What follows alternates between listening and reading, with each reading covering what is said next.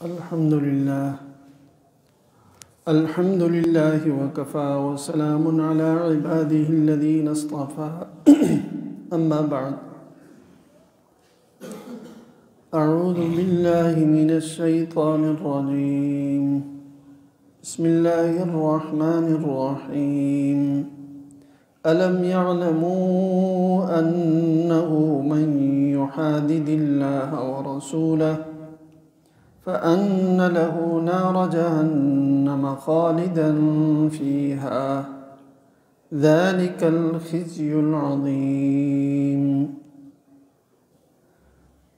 يحذر المنافقون أن تنزل عليهم سورة تنبئهم بما في قلوبهم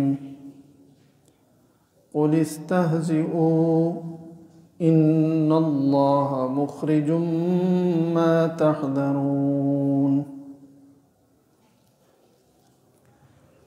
سورہ توبہ کی آیت نمبر 63 اور 64 ہے۔ غزوہ تبوک سے کے بعد یہ چونکہ سورت نازل ہوئی تھی تو غزوہ تبوک سے متعلق اس میں منافقین کا جو کردار تھا ان ساری آیات میں انہی کا ذکر ہے اور ان کی مذمت بھی ہے، ان کی بری بری عادتیں، اخلاق۔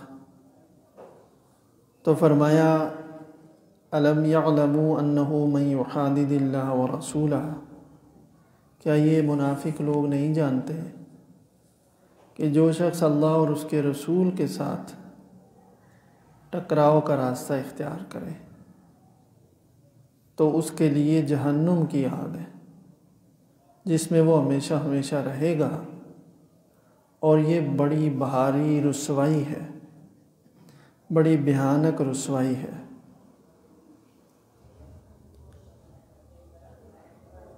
اس سے پہلی آیات میں یہ تھا کہ منافقین جو ہے وہ مسلمانوں کے سامنے قسمیں کھا کھا کر کے یہ اعتماد اور اطمینان دلاتے تھے کہ بھئی ہم مومن ہیں، ہم آپ کی طرح سچے پکے مومن ہیں۔ تو اللہ تعالیٰ نے فرمایا کہ یہ تمہیں خوش کرنے کے لیے ایسا کرتے ہیں، حالانکہ اللہ اور اس کا رسول زیادہ حقدار ہیں کہ اس کی رضامندی کے لیے یعنی دل سے مومن ہوں۔ دل سے ایمان لائیں گے تو اللہ اور اس کے رسول کی رضا حاصل ہوگی۔ تو یہ تو ان کو سمجھ میں نہیں آتا، لیکن تمہیں خوش کرنے کے لیے قسمیں کھاتے ہیں۔ تو یہ اس کے بعد جو یہ آیت ہے اس میں یہ فرمایا کہ کتنی زیادہ رسول اللہ صلی اللہ علیہ وسلم کے سامنے یہ آپ کا جو تبلیغ ہے، اللہ کے احکام ہیں اور اللہ اور اس کے رسول کی نافرمانی کے اوپر جو کچھ وبال اور عذاب آنے والا ہے، کتنا سن چکے ہیں یہ اللہ کے رسول سے، کیونکہ تو مسلمانوں کی مجلس میں ہی ہوتے ہیں۔ تو اتنا سن لینے کے بعد ابھی تک ان کو یہ نہیں سمجھ میں آئی، یہ بات ان کو معلوم نہیں کہ اللہ اور رسول کے ساتھ جو ٹکر لے گا تو اس کا انجام تو جہنم ہے، اور دنیا کی رسوائی سے بچنے کے لیے یہ قسمیں کھاتے ہیں اور اپنے آپ کو اپنی پوزیشن واضح کرنے کے چکر میں ہوتے ہیں۔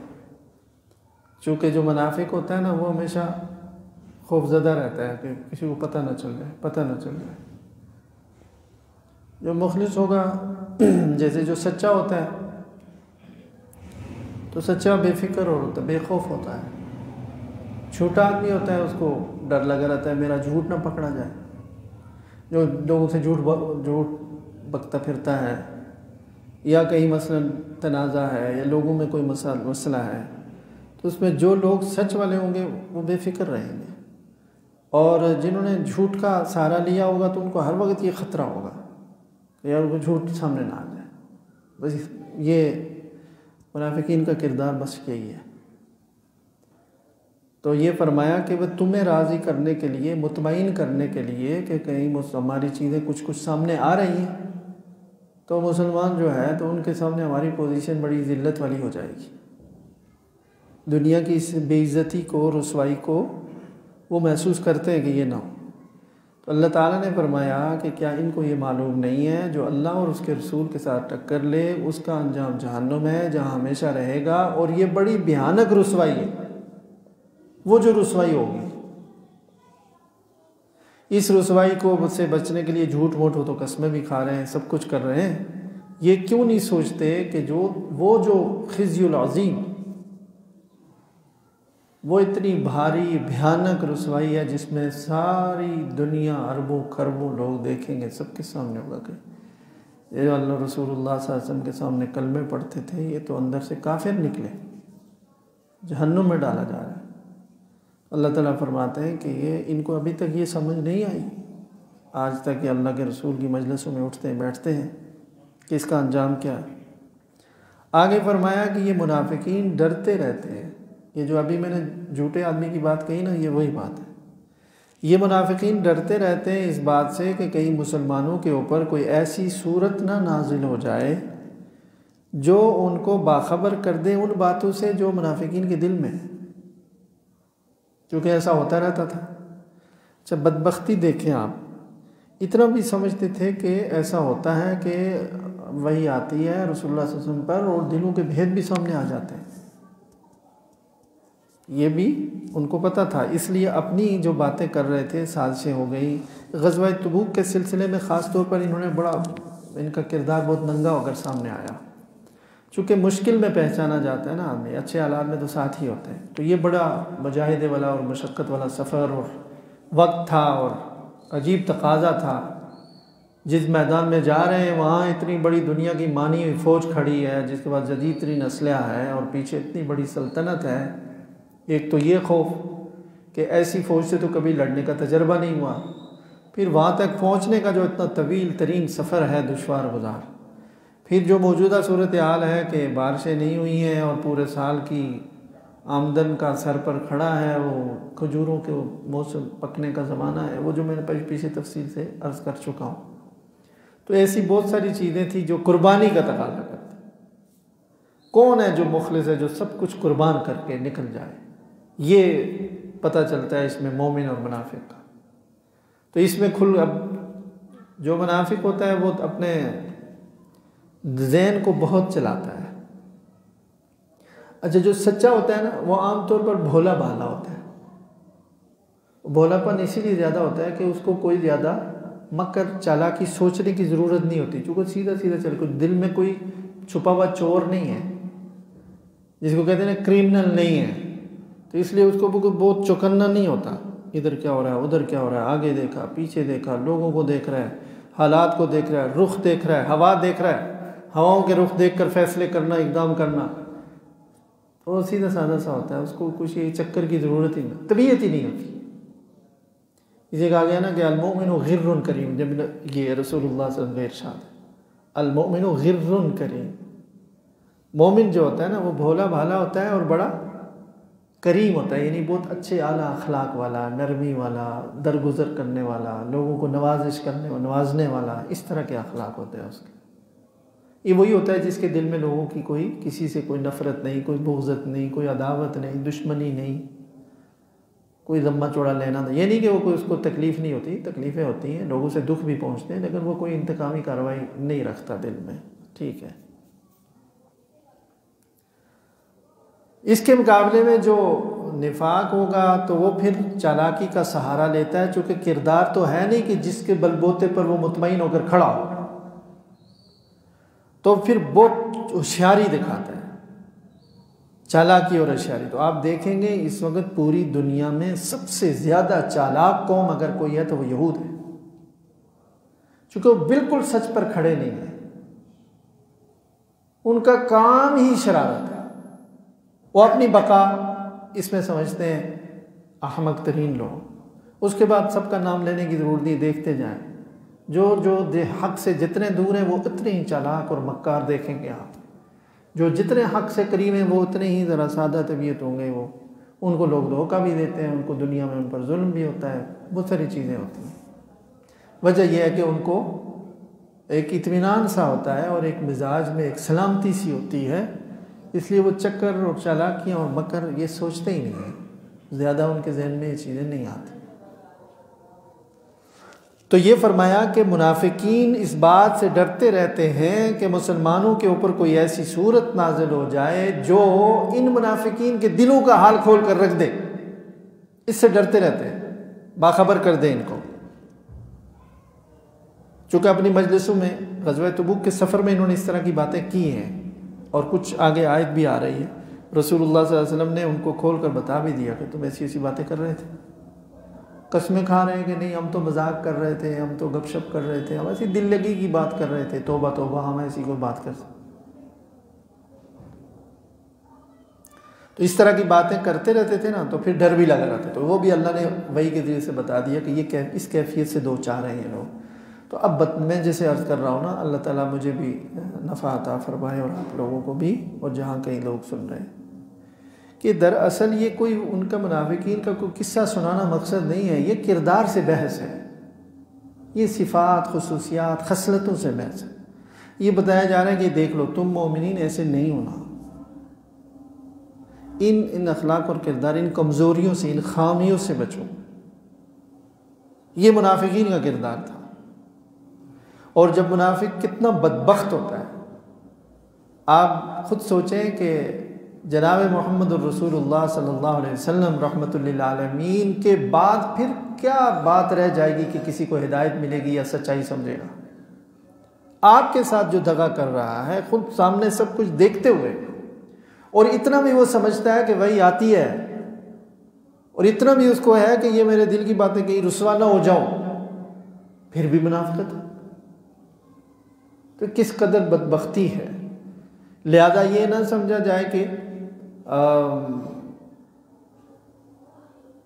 اگر کوئی بندہ بہت کامل ہو یا بہت اچھا ہو تو اس سے لوگ منافقت نہیں کریں گے، وہ لوگوں کو قائل کر دے گا، یہ نہیں، یہ تو کچھ خصلتوں کی بات ہے۔ یہ تو نبی کریم صلی اللہ علیہ وسلم کے ساتھ بھی لوگوں نے نفاق کا معاملہ کیا، اور یہ وہ زمانہ ہے کہ جب ان کو سراسر مفاد بھی رسول اللہ صلی اللہ علیہ وسلم سے، دنیاوی مفاد، اس لیے کہ غزوہ موتا میں تو سب کچھ سارے عرب پر قبضہ تھا، اور رسول اللہ صلی اللہ علیہ وسلم کی پوری حکومت تھی، دنیاوی مفاد بھی اب اسی میں تھا،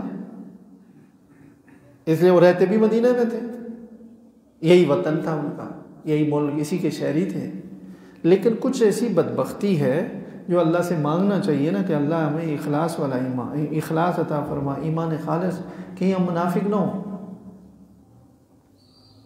حضرت حسن بصری رضی اللہ رحمہ اللہ تعالیٰ کا ارشاد ہے، صحیح بخاری میں، کتاب الایمان میں، انہوں نے کہا کہ میں نے 70 سے زیادہ صحابہ سے ملاقات کی، کلہم یخاف علی نفسہ النفاق، ان میں سے ہر ایک اپنے بارے میں ڈرتا رہتا تھا کہ کہیں میں منافق تو نہیں ہوں۔ وہ چونکہ اپنے کردار، اپنی ان چیزوں کو پرکھتے رہتے تھے ایمان پر، تو وہ چاہتے تھے نا کہ بالکل 100% ہو۔ اب ایسا بھی تھا، ہم تو ایسے ہی ہیں، ہمیں بھی بعض اوقات اگر سوچے تو ایسے ہی لگتا ہے کہ پتہ نہیں منافق ہیں، اس لیے کہ جب ہم گفتگو کرتے ہیں اتنے اعلیٰ معیار کی صفات رکھیں گے، جب اس کو ہم اپنے اوپر تولتے ہیں تو اس پر نہیں اترتے، تو نفاق لگتا ہے کہ قدم قدم پر کیا ہم خود 100% اس معیار پر ہیں؟ نہیں، یہی خطرہ ہے کہ کہیں ایسے تو نہیں ہے زبانی جمع خرچہ، نفاق ہے۔ ہمارا دعویٰ ہے، ہمارا ایمان ہے، سب کچھ اللہ تعالیٰ کے قبضہ قدرت میں ہے، اور یہ دنیا امتحان کا جگہ ہے، اور یہ ہمیشہ کے لیے رہنے کے لیے نہیں ہے، اور ہمارا مقصد زندگی کیا ہے؟ اللہ کی عبادت، وما خلقت الجن والانس الا لیعبدون، یہ ہمارا ایمان ہے۔ اور پھر لا الہ الا اللہ محمد رسول اللہ پڑھتے بھی ہیں، لیکن سوچیں دیکھیں، جذبہ دیکھیں، اسی دنیا کو جنت بنانے کے چکر میں، تو یہی ڈر لگتا ہے کہ منافق تو نہیں ہوں۔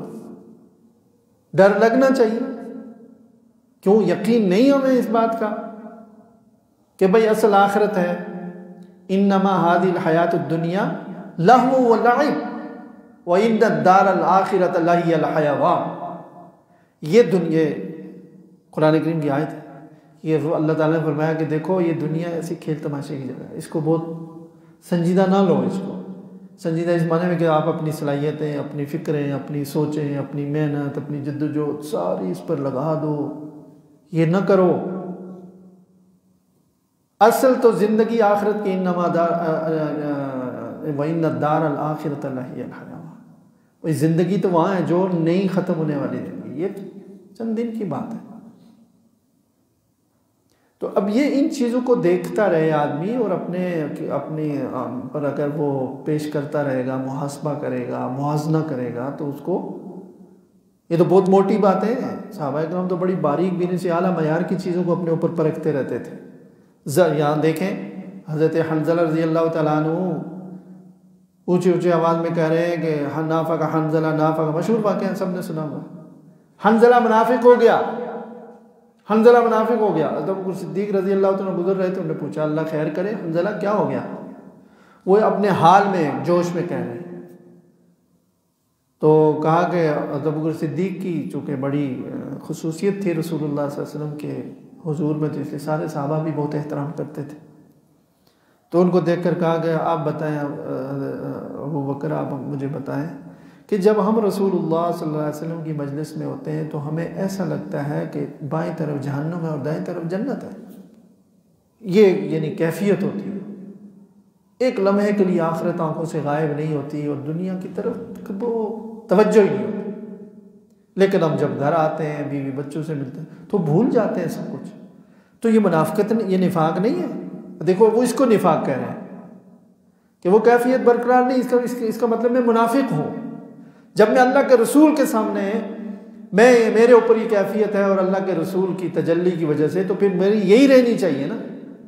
تو ایسا تو نہیں کہ میں وہاں تو بالکل مومن بن کر بیٹھ گیا اور گھر آیا تو وہی دنیا داری اور وہ اس چیز کو بھی، حالانکہ یہ تو جائز ہے، یہ تو اللہ کے رسول صلی اللہ علیہ وسلم نے منع نہیں فرمایا دنیا داری کی چیزوں سے، لیکن ان کا معیار اتنا اونچا تھا۔ تو میں اس لیے کہہ رہا ہوں کہ میں منافق ہو گیا ہوں، اس لیے کہ جو کیفیت اللہ کے رسول کے حضور میں ہوتی ہے وہی تو پھر ہماری یہاں بھی ہونی چاہیے، بازار میں بھی ہونی چاہیے، جہاں کہیں جائیں تو اس طرح ہو کہ دنیا ہمارے سامنے ایک گویا کہ مٹی کا ڈھیر ہو۔ یہ کیفیت کیوں نہیں ہے؟ اس کا مطلب ہے کہ ہم منافق ہیں، سچے نہیں ہیں ہم لوگ۔ میں منافق ہوں، سچا نہیں، یہ دیکھیں سوچ رہے ہیں۔ حضرت ابوبکر صدیق نے کہا کہ بھائی حنظلہ اگر یہ بات ہے تو یہ تو ہماری بھی کیفیت ہے، پھر تو چلو رسول اللہ صلی اللہ علیہ وسلم کے سامنے یہ مسئلہ رکھتے ہیں، پوچھتے ہیں، پھر میں بھی منافق ہوں۔ یہ تو ہمارے ساتھ بھی ہوتا ہے کہ آپ کی خدمت میں حاضر ہوتے ہیں تو عجیب و غریب کیفیت ہے، لیکن ہم بھی جب گھر میں اور کاموں میں مشغول ہوتے ہیں تو وہ کیفیت چلی جاتی ہے، بھول جاتے ہیں، دنیا کی چیزوں سے بھی تعلق ہوتا ہے۔ تو ان کو لے کر کے رسول اللہ صلی اللہ علیہ وسلم کی خدمت میں حاضر ہوئے، آ کر عرض کیا یا رسول اللہ۔ حضرت ابوبکر صدیق نے کہا کہ حنظلہ کی یہ کیفیت ہے اور یہ سوال ہمارا بھی ہے، تو کیا ہم منافق ہیں؟ تو آپ نے فرمایا کہ نہیں، ولیکن ساعتاً فساعتاً یا حنظلہ، آپ نے فرمایا یہ نفاق نہیں ہے، جو کیفیت آپ کی میرے پاس ہوتی ہے یہ کیفیت ہمیشہ نہیں رہتی، کبھی ہوتی ہے کبھی نہیں ہوتی، کبھی ہوتی ہے کبھی نہیں ہوتی ہے۔ لیکن اگر تمہاری یہ کیفیت رہے ہر وقت تو راستوں میں چلتے ہوئے، چوراہوں میں، گلی گوچوں میں فرشتے تم سے مصافحہ کریں۔ ہے بڑی اونچی کیفیت، لیکن یہ اس کا پابند اللہ نے تمہیں نہیں بنایا، اور اس میں بڑی حکمتیں اور مصلحتیں ہیں، اس لیے کہ پھر تو دنیا کا کاروبار ہی ٹھپ ہو جائے گا۔ اللہ تعالیٰ نے اپنی حکمت کے تحت جب تک دنیا رکھی ہوئی ہے تو یہ نظم بھی چلانا ہے، اس لیے بہت ساری اجازتیں دی ہیں، کاروبار کی اجازت دی، دنیاوی سرگرمیوں کی اجازت دی، حدود بتا دی۔ تو وہ گویا کہ اب معیار یہ بنا دیا کہ کام میں آپ مشغول رہیں، دل اللہ کے ساتھ مشغول،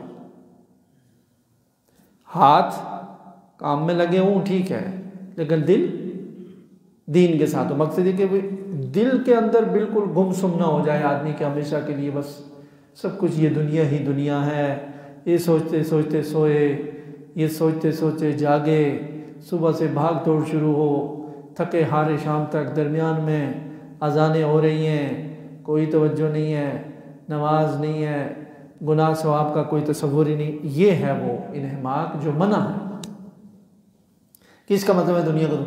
تو خیر، تو یہ جو ان کا جو میں عرض کر رہا تھا کہ اپنے اوپر پیش کرنی چاہیے یہ جو صفات بیان ہو رہی کہ منافقین کیا کرتے تھے، کہیں ایسا نہ ہو کہ ہمارے اندر منافقوں والی عادات اور خصلتیں اور جراثیم پیدا ہو رہے ہوں یا ہو چکے ہوں، تو دعا بھی مانگے آدمی۔ اس پر میں نے عرض کیا، تو پھر یہ فرمایا کہ قل استہزئوا، اللہ تعالیٰ فرما رہے ہیں کہ اے محبوب ان سے کہہ دو مذاقیں اڑا لو،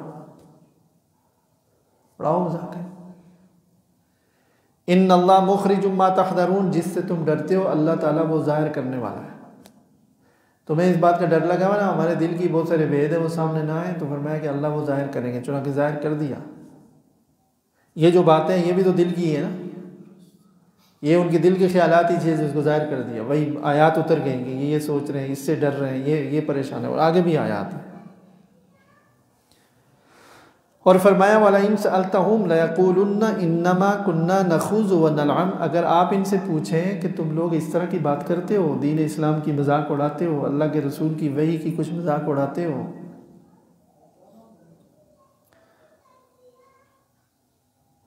وہ ایک آیت آتی ہے نا کہ جب اللہ تعالیٰ کی آیات نازل ہوتی ہیں تو اہل ایمان کی صفت بیان کی کہ زادت ہوں ایمانا، ان کا ایمان اور بڑھ جاتا ہے۔ یہ منافق شیاطین جو ہے نا، بعض اوقات ایک دوسرے کے مذاق اڑاتے تھے، کوئی صورت آیت نازل ہوئی، ہاں بھائی کس کس کا ایمان بڑھا ہے، مذاق تمسخر کے لیے، کس کس کا ایمان بڑھا ہے، آپس میں پھر ہنستے بھی تھے۔ تو یہ اس طرح کی شیطانیاں کرتے رہتے تھے چپکے چپکے۔ تو فرمایا کہ اس سفر میں نبی کریم صلی اللہ علیہ وسلم نے بلا کر لوگوں کو کہا کہ تم نے ایسی ایسی بات کی ہے، کہا نہیں ہم تو وہ تو بس قسمیں کھانے لگے۔ تو آپ نے پھر پوری نشاندہی کی، کہاں بیٹھے ہوئے تھے، دائیں کون تھا، بائیں کون تھا، بالکل جیسے پورا منظر بیان کر دیا۔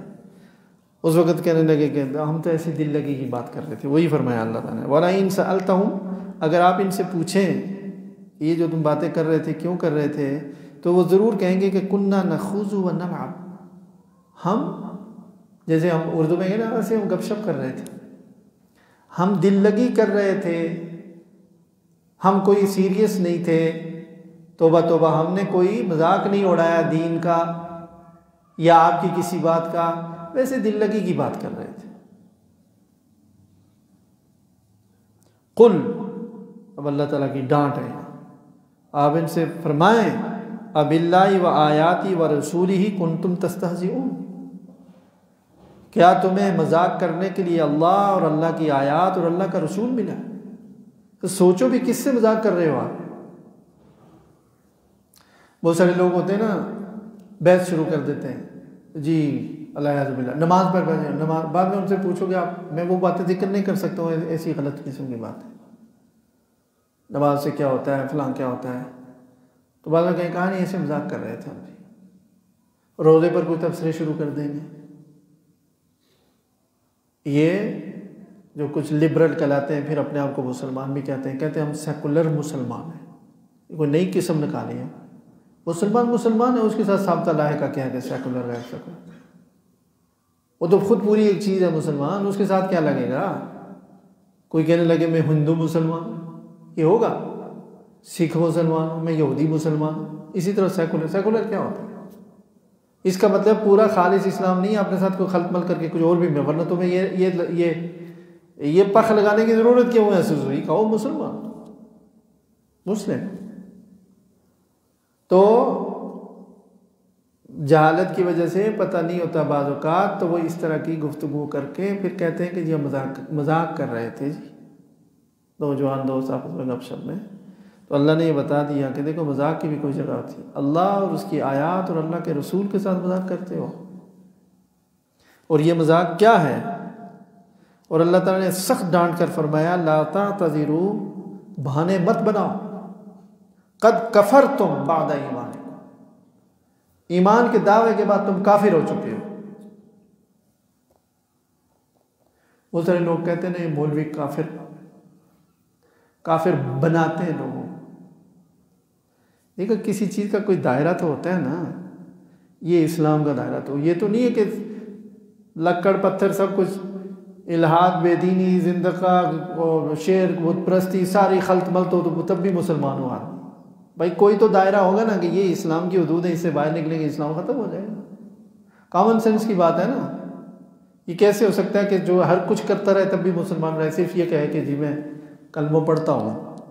کلمہ تو یہ بھی پڑھ رہے ہیں، نمازیں پڑھ رہے ہیں، رسول اللہ صلی اللہ علیہ وسلم کی صحبت میں بیٹھے ہوئے ہیں۔ تو اللہ تعالیٰ فرما رہے ہیں بہانے مت بناؤ، جس نے اللہ کے رسول کا مذاق اڑایا وہ کافر ہو گیا۔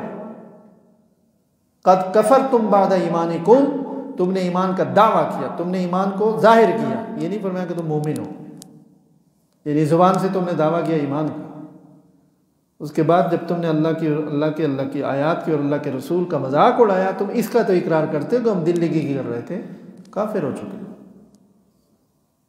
قد کفرتم بعد ایمانکم قل لا تعتذروا، ان سے کہہ دو کہ بہانے مت بناؤ۔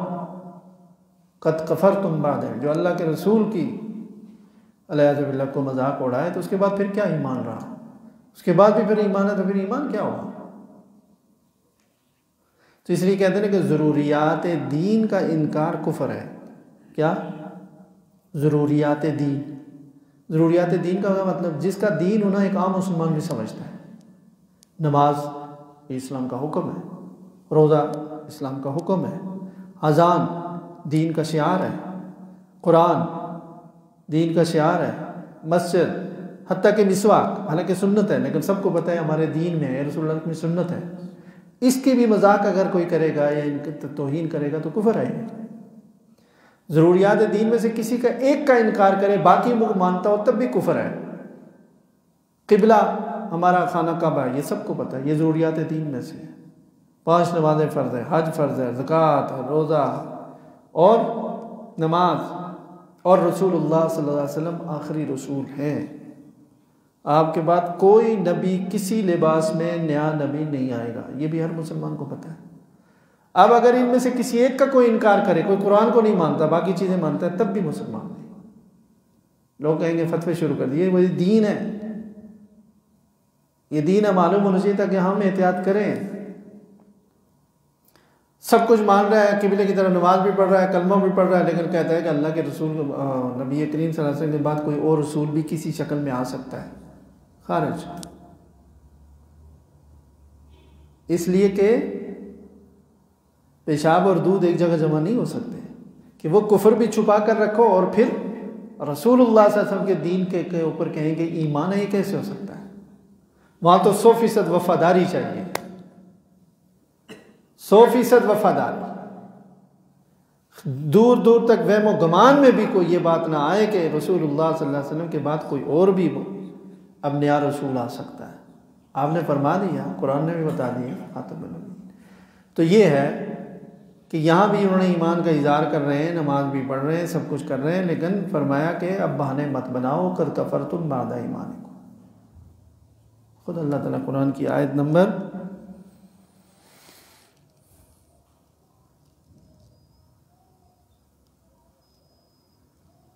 'لا تعتذروا قد کفرتم بعد ایمانکم'، یہ آیت نمبر 66 کا پہلا حصہ ہے، سورہ توبہ کی آیت نمبر 66۔ تو جی یہ آج کی ان آیات میں منافقین کا کردار بیان ہوا۔ ایک تو یہ اللہ تعالیٰ نے فرمایا کہ کیا ان لوگوں کو نہیں پتہ، یہ بھی ہمیں ذہن میں اس کا مفہوم اور مضمون رہنا چاہیے کہ اللہ رسول کے ساتھ ٹکر لینا، اپنی زندگی میں موقف میں کسی چیز میں بھی آدمی ہزاروں میل دور بھاگے اس بات سے کہ کہیں اللہ رسول کے ساتھ مقابلے والی صورت نہ ہو۔ مثلا بعض اوقات احکام میں ہوتا ہے لیکن سود ہے، بعض لوگ اس میں بحث شروع کر دیتے ہیں، جی یہ سود نہیں ہے، جی اس کے فائدے ہیں فلاں۔ بھائی خود سوچو کیا کر رہے ہو، کس طرف جا رہے ہو۔ ایسا تو نہیں کہ اللہ اور اس کے رسول کے ساتھ تم آمنے سامنے کھڑے ہونے والی پوزیشن بنا رہے ہو اپنی، اور اس طرح دین کی چیزیں۔ فرمایا کہ جو اللہ رسول کے ساتھ ٹکر لے گا اس کا انجام جہنم ہے، اور یہ بھیانک اور بدترین رسوائی ہے جو ہوگی، اس میں ہمیشہ رہیں گے۔ اسی طرح دوسری آیت کا حاصل کیا ہوا کہ بھائی آدمی اپنے آپ کو اندر باہر صاف رکھنا چاہیے، یہ نہیں کہ ڈر لگا ہوا ہو میری بات کسی کو نہ پتہ چل جائے۔ کسی بھی اجتماعی زندگی میں، گھروں میں، خاندانوں میں، جماعت میں، اداروں میں، چونکہ یہ چیزیں ہوتی ہیں باہمی چلتی رہتی ہیں، تو وہاں اپنی پوزیشن ایسی رکھے کہ اس کو کبھی یہ کمپلیکس نہ لگا ہوا ہو، یہ اس کو خطرہ نہ لگا ہوا ہو کہ جی میرا کسی کو اصل بات کا پتہ نہ چل جائے، یہ کیوں ایسی کیفیت رکھتے ہو کہ تمہیں اس کا ڈر ہو۔ یہ منافقین والی، اگرچہ یہ وہ کفر والا نفاق نہیں ہوگا، اس کو یہ نہیں کہیں گے کہ جس کے اندر یہ ہے تو وہ کافر ہوگی، یہ منافق تو کافر ایسے کہ ان کے اعتقاد میں شک تھا، ان کا عقیدہ ہی ٹھیک نہیں تھا، لیکن یہ اس سے ملتی جلتی کیفیت ہے، تو یہی پھر بڑھتے بڑھتے آگے بڑی بیماری بنتی ہے۔ تو عام روٹین کی زندگی میں بھی گویا کہ اس طرح کی عادات اور خصلتوں سے اپنے آپ کو دور رکھنا چاہیے۔ یہ منافقین کی عادات ہیں جو انہوں نے دین اور ایمان کے اندر اختیار کی، تو ساری زندگی میں ان کی تھی۔ اسی طرح دین کے کسی مسئلے میں بھی کبھی مذاق کو معمولی نہ سمجھے کہ جی میں مذاق کر رہا ہوں. چھوٹے سے چھوٹے دین کی کسی چیز کو بھی چھوٹا اس معنی کر کوئی چھوٹا نہیں ہوتا، یعنی ایک چیز فرض واجب نہیں ہے، مستحب ہے، کوئی اگر عملاً نہیں کرتا تو کوئی گناہ نہیں ہے، لیکن اس کا مذاق اڑائے گا تو دائرہ اسلام سے خارج ہو جائے گا. اس لیے کہ خود اللہ تعالیٰ فرماتے ہیں کہ لا تعتذروا قد کفرتم بعد ایمانکم. جس نے اللہ کی آیات اور اللہ کے رسول سے مذاق کا رویہ اختیار کیا، تمسخر کا رویہ اختیار کیا، تو فرمایا کہ وہ ایمان کا دعویٰ کرنے کے باوجود دائرہ اسلام سے خارج ہے. وہ 100 بار کہے کہ میں مومن مسلمان ہوں، فرمایا کہ نہیں، یہ استحصاء اور تمسخر کے بعد پھر ایمان کا دعویٰ ٹھیک نہیں ہے. یہ ان آیات کا جو مفہوم ہے آخر میں نکلا.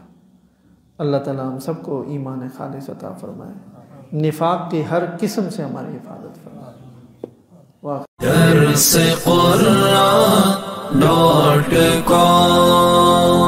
www.darsequran.com